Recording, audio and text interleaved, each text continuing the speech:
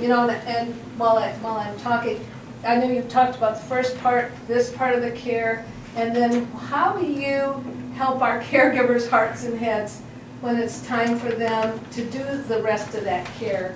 That is like so hard, as we know, for the caregivers. You're going to the next level of care. As we say, well, maybe they're not gonna work here. Yeah. How do you, what about that?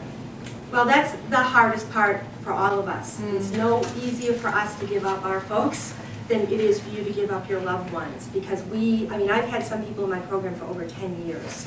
They are my family. My staff are like family. Everybody is like a family. And whether you're with us a short time or a long time, it's very, very difficult. So that's always tough. But when we get to the point where it's raining on 9 of us to care for that one person, when their needs become so great, and we start looking at you as a caregiver and saying, Marty, how are you doing this at home when 9 of us can't collectively do it? We start setting the seed. We certainly have them come and talk to you guys about, that part of the process. And I think everyone has an issue where they look and say, I can't do it anymore. For some, it's the incontinence issue. For some, it's, when the person can't get up out of bed anymore, they need so much physical care that you can't possibly give that to them. And for some, it's a matter of hiring, someone in the house. Some people don't have resources to do that. But, someone years ago made a comment of, when do you start making that decision? And he said to me, I realize you make that decision before the love turns to hate. And I always thought that was such a strong statement from him because he wasn't that kind of a guy, which was really, really interesting. But that's exactly what he said. I realized that I have to make this decision before the love turns to hate because so much of what he had to do, he was hating every minute of it. It isn't an easy process. No, it's nothing that we take lightly. Like, it's like, you know what, it's time to go. It's because, like you said, we grow attached. We understand the guest is part of who we're taking care of. We're taking care of, indirectly, the caregiver also. And it's never a decision that is made by one person or 2 people. It's like you said, it's talking with the caregiver. It's talking with the support network with the caregiver. It's talking with, the physician. I mean, no one person makes the decision like, this doesn't work. We want it to work. Our goal is to make things work, but we're not going to. I will never tell a person, it's like, oh, you know what, this is fine, he's doing great here. And the caregiver is struggling day and nights, weekends, holidays, the time that we're not there. So we follow a lot of leads. We never say, we're eyes and ears. We see our guests more hours in a day. So we're reporting back to you. We're letting people know. We rather let people know as it's going on or express concerns. We see some things that could be a potential problem. What can we do as a group? And talk to the support network, talk to your doctor, talk to us. There's multi-layers, we just really all want to work together. Our common goal is pretty much the same: a safe environment, engaged, and rest. And also I think part of the transition, like you were saying, Mary Ann, we're getting used to being separated again. You've worked hard, you've had your own careers, you've been working, and then you come together. Retirement is good for a while unless illness or something happens. And then your social calendar has changed because of taking care of someone. So what I always like to tell our caregivers is like, this is your opportunity to get back into something that you haven't done in a long time. We've had families say, well, he used to do this, he used to do that, but he probably won't do this. They get re-engaged in things that they used to do, and we ask the caregivers to do the same. Schedule those doctor's appointments, schedule a lunch with someone, sit home and do nothing. We were so happy to hear a caregiver, she came a little later than usual, and she's like, oh my goodness, I fell asleep. And I'm like, that's wonderful. How wonderful is that you had peace of mind and you didn't have all that catching up to do, that you could actually sit, read a magazine or watch a channel on TV and doze off for a little bit. Good for you. So and it's also part of the separation, because if the loved one goes into a facility, like Luann said, we're not the last stop, But as the disease progresses, and this person may end up in a facility, you have a foundation to continue growing on. You've gotten back out socially a little bit. You've re-engaged in some activities. You've got the support network that are giving you some suggestions as to what you do to take care of yourself, because you're probably the last on the list. You know, and I think that from our perspective, the hardest thing to hear from any of the daycares is it's not working. Because immediately the caregiver's going to hear, oh my God, they can't go. You may be saying, we got to do something different here, Yeah. but the caregiver's not going to hear it that way.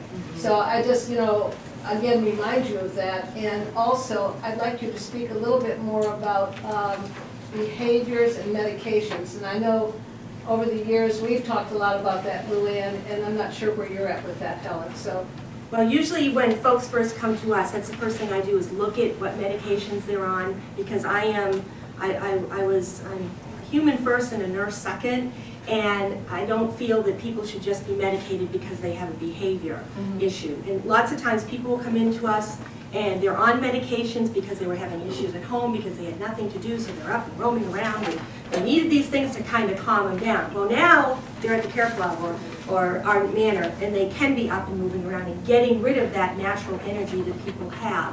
So if we see somebody who comes in and they're kind of sluggish, we talk to the family. Maybe you want to talk to the doctor about backing off on some of those medications.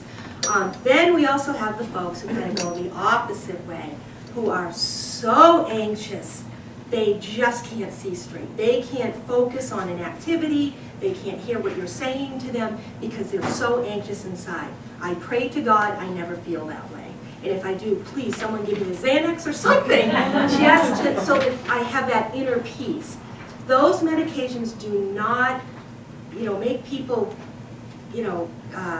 unconscious or anything like that. All it does is take that edge off of them so that they can breathe normally and engage in activities and sit and have a conversation with you to the best of their ability.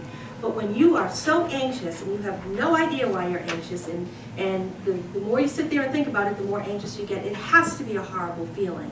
That's when I'm usually encouraging families to go and talk to the doctors, to give them the mildest thing that seems to work to help take that anxiety level off of them.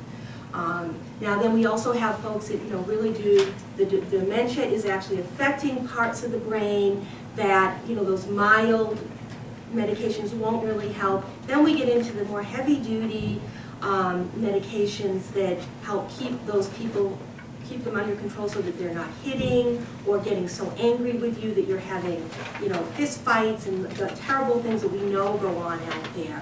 But I just believe we start with the mildest and work our way up until we find the right thing that works. And just because you tried one thing, it's like I say, some people take an aspirin for headaches, some people take Tylenol, some people take Advil. One works better for you. It's the same thing with these medications that we're dealing with. Someone may take that medication and it doesn't work. That doesn't mean that there isn't something else out there that's not going to work for that person. It's just a matter of working with the doctor and trying to find out what medication works the best. Right. And as important is we find out sometimes after a bad day or after a bad week, oh, well, we changed their meds. We're your eyes and ears at the center, and sometimes a change at home, or sometimes even there's a lot of activity going on at the house, there's something different going on, and it does affect the guests when they come in. And the more we communicate with each other, the more we'll understand. Sometimes around the holidays especially, there's a lot of changes in people's schedule. I know, like, we get stressed. So imagine some of our guests that have lost some of the ability to understand what's going on, but there's this whole dynamic going on. So change in meds is as important for us to know. And like, again, we don't want people medicated to come to, we wouldn't be in the day center's business, because our goal is to keep people engaged and moving in a safe environment. And I know with Luann and I and Cindy, anyone, safety comes first. So if someone is so agitated or so anxious, they could have that, flight or fight, or, so if there's some medication, and we're not saying everyone, we have very few people that do take medication. Sometimes people come in and then eventually go on medication. Sometimes there's a change in medication. We don't tell people this is what you have to do. It's like, you know what, we'd love to make it work. Can you talk to your doctor? Can you find out we have Lexi who's an RN, we have LPN. That's part of the requirement of having a day center, is like you said, having those medical eyes and ears right there. So we can keep the family from, you know what, we're heading in the right direction. We still have some work to do, but let's keep trying. You know, I mean, our goal is not to say, no, we want it to work because that's what we're here to do. But sometimes, and it hasn't been a lot of times, but sometimes the illness has progressed so much, and we want to work on a time frame with the family. We'll do as best we can. First and foremost, the safety of our guests and staff, and that's it written into our law, you know, into our licensing. So in making it work, if you're having these challenging behaviors and the family says, you know, problem solving with us, what if we bring in a private caregiver? Is that acceptable for both your facilities? We have some of our folks have private duty come with them. Sometimes they start off that way until someone is acclimated and the caregiver feels that this is okay. Sometimes someone stays with them the whole time. It's not required, but sometimes it is an option for people to have. I think sometimes it just hinges on what the behavior is, because we have all those other people that we have to be, you know, if someone has lashing out, you know, physical lashing out behaviors, even with a private caregiver, it's not. They call off. So hitting residents, clearly you can't, or patients coming in, you can't have that. Punching everybody. But someone who just needs more one-on-one attention, we understand that you can't give one-on-one attention, just like we can't in our programs. Right. But if that's the case, bringing in a private duty person to help with that would be okay. Right, yeah, I mean, yeah, that's an option, and we tell families that might be something to consider. We understand then you're paying for two, but it may not be all the time. It may be, sometimes we've had people get settled, or if we know there's certain times of the day that a person needs more one-on-one, then we could say, you know what, everything is fine to this point, and then it becomes, sometimes it's sundowning, sometimes it's something else. So we want to be everyone's eyes and ears. We're only as good as the information that we give and the information we receive. So the goal is to give you respite and to have our folks have a safe, fun day.